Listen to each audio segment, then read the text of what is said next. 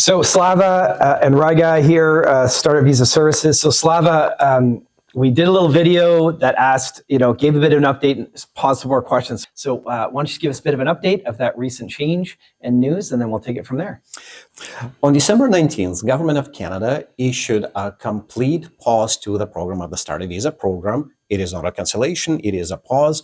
And the main reason for it, the inventory of people that are applying outpaced the number of people that Government of Canada was allowing in. And to be fair to them, government has paused it. So that's the major news. As of January of 2026, there is no more new applications for Startup Visa cases. However, those people that have already received their letters of support, they have up to half a year to apply for their residency still under this program. And luckily, Slava, for that, anyone who was clients with us was all got in, was protected by that timeline. And again, we still have 100% success rate. So kudos to you and the whole team for that. So Slava, there is a stop on the Startup Visa business. And one of the main things too is for all permanent residency applications. So how did the stop of a new intake be introduced, and why do you think it's necessary? And again, this is according to the Government of Canada. So on the 19th, Government of Canada has made an announcement to all people at the same time that they are pausing the program. Gladly, they did not say that they're stopping the program. The pause really means it is time for them to readjust to make sure that they can make the program better for the rest and for the new applicants in coming years. The pause really meant that as of January 1st of 2026, no new letters of support, letters of commitment could be issued anymore. All those people with previous certificates, letters of support, letters of commitment, can still proceed in applying for their permanent residency. One other minor change, well, major for some people that intended to come in here earlier, there is no more issuance of work permits under this program anymore. So that's a big change to how people are being processed from here until they are filing for their permanent residency as well. Now, this is, of course, they have 6 months to file, as you said before, and we'll be supporting them throughout that whole process as well. So thanks, Slava. So how long will the new applicants and the new intakes be and this pause be in place?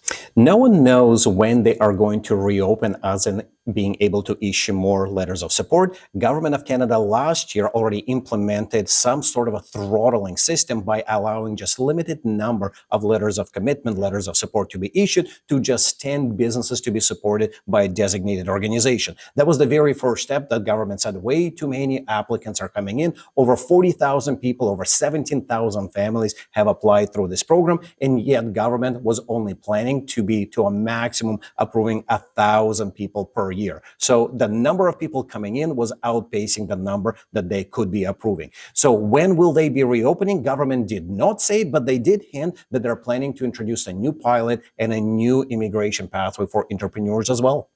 So Slava, what happens to those people who have a letter of certificate, a letter of support, letter of commitment from the designated business organizations prior to 2025, and do they have to file right away, January 1st, 2026, before the deadline?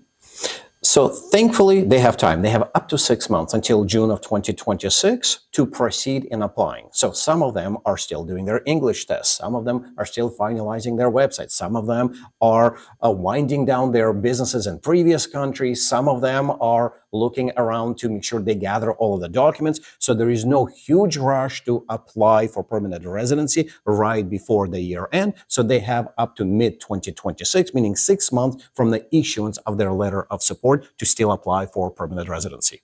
So Slava, what if the letter certificate, the letter of commitment that has been issued prior to 2025, December 31st, needs to be amended, needs to be changed? What's going to happen with that? Because sometimes that can happen.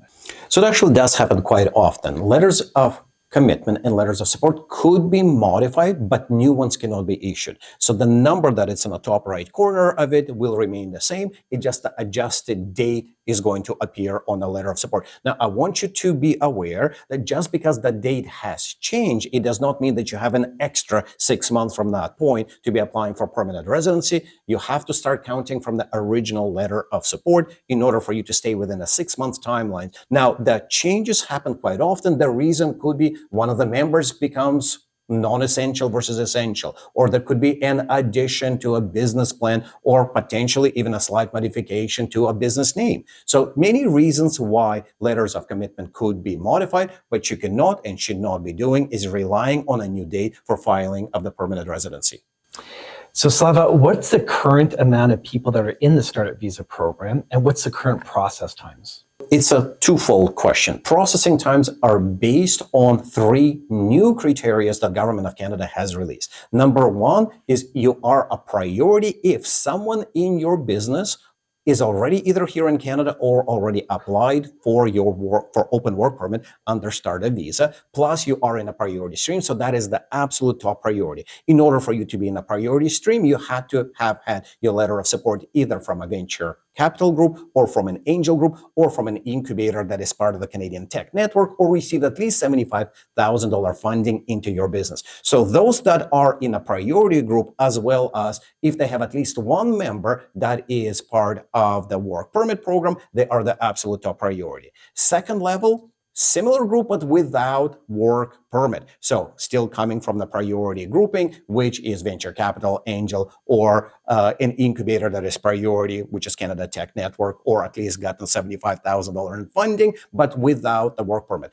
And the last group are those people that are going through a non-funded, non-priority pathway with or without your work permit being issued or applied for. So we are looking, and that's what we have historically been helping people to be at the top tier. Now, what does it mean when it comes to timing? There are currently over 40,000 people that are in a pipeline for government, and government is planning this year only to approving to a maximum of 1,000, 500 being the absolute target by them. So when you're looking at the total number based on our estimate, only about 20% of the people out of those 40,000 are in the priority stream, meaning they are first to be approved. For everyone else, government has given the timing, which is over 10 years. So what is the timing for those that are in a priority? We can only guess, but based on numbers, we are calculating if they are able to do at least 1,000 per year, 20% of the people there, 3, 4, 5 years is the targeted timeline if Canada behaves very well when it comes to processing to the maximum instead of to the minimum amount of people. So Slava, the question that a lot of us have is, why not just reduce? Why did they stop the cap? And does this mean that they're going to stop allowing startup visa applications? So Government of Canada did try to reduce the intake and slow it down and throttle it in previous years, 2024, 23, 22, 21. Previous years, designated organizations could have issued, and some of them have, over 300 business approvals per designated organization, ballooning the number of overall inflow of new people coming into this program. So last year, Government of Canada instituted a cap. Instead of saying that you can support as many businesses as you want, you can only now approve 10 businesses. So Government of Canada thought that that would slow down the applicants. However, the number of designated organizations at this point, it's close to 80.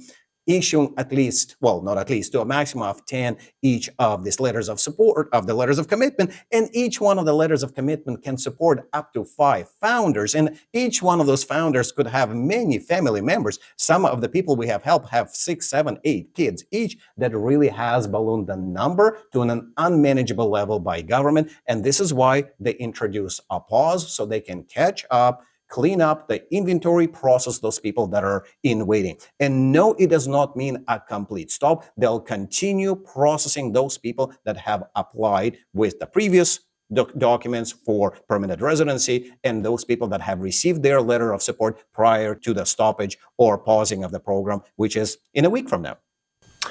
So Slava, why is IRCC prioritizing, and how are they going to be applying the prioritizing for all these clients in the program? So this is actually pretty new for a program that is over 10 years old now. Government of Canada is going to be paying more attention or priority or speed to those that have higher potential for impact in Canada, meaning those that are already here, those that have a work permit, those that are supported by a designated organization that has given them money and funding, and those that are belonging to Canada Tech Network. So Government of Canada tried to filter out what are the earliest of stages of businesses, idea stages of businesses that may or may not succeed, considering that every country has the business success ratio of about 80% failure on the new businesses, versus those that are coming from funded perspective, from the larger team, or from a supported network that have a higher probability of succeeding. So it is a clear insight to us that says if the company is already here in Canada, if the founder is here in Canada, they're more likely to succeed rather than someone landing here 3, 4, or 10 years from now. So Government of Canada is paying more attention to those that are already here or on a way to being here in Canada. So Slava, as people always want to know, what's next? Unfortunately, there is no crystal ball. I can tell you what is new and next for us. So Government of Canada did say they are working on new pilot entrepreneurial programs. No one knows what they are. They haven't established what they are. The first thing that government had to do is stop the flood of the new applications. And I'm sure they're working on what is next for government. But what is next for us here at Startup Visa Services, we will continue helping entrepreneurs. We'll continue working with the immigration professionals to make sure that we can help them with business cases. And we are helping them, entrepreneurs, as well as the immigration professionals, with new products that will help them and support their businesses. So this is something we're going to release early in 2026 to all of our partners, immigration professionals. Well, thanks, Slava. And we look forward to working with you, continue working with you. And for all your clients that have trusted with us over the last 10 to 12 years, we'll continue to be doing that. As new things come out, as new products, as new projects, as new pilots come out, we do want to be there to serve and support you ongoing. So the very best to you and your family to 2026.